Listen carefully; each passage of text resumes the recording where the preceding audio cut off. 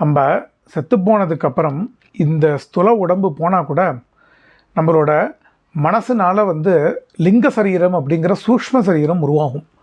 இதுக்கு ஆதிவாகிக சரீரம் அப்படின்னு சொல்லி பேர். அதாவது செத்து போய் 7 நாளுக்குள்ளே பிராணனுக்குள்ளே மைண்டு கம்ப்ளீட்டாக ஒடுங்கி போய் அந்த பிராணன் இந்த மைண்டை கலப்பிட்டு போகிறது. அப்போ மனசு தன்னோட கல்பனா சக்தியினால் இந்த சூக்ஷ்ம சரீரத்தை உண்டு பண்ணிக்கிறது. இந்த சூக்ஷ்ம சரீரம் உண்டு பண்ணிக்கிறது ஒரு ஆட்டோமேட்டிக் ப்ராசஸ்.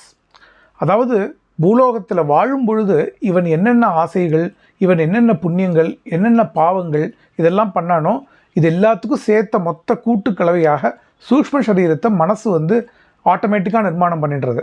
அங்கே நமக்கு அது ஒரு ஆட்டோமேட்டிக் ப்ராசஸ்ங்கிறதுனால நம்மளுக்கு இச்சா சுதந்திரம் கிடையாது. அதாவது வாழும்போது அழுக்காகவே வாழ்ந்தாக்க சூக்ஷ்ம சரீரத்தில் ஒரு பியூரிட்டி கிடைக்காது. நான் சொல்கிற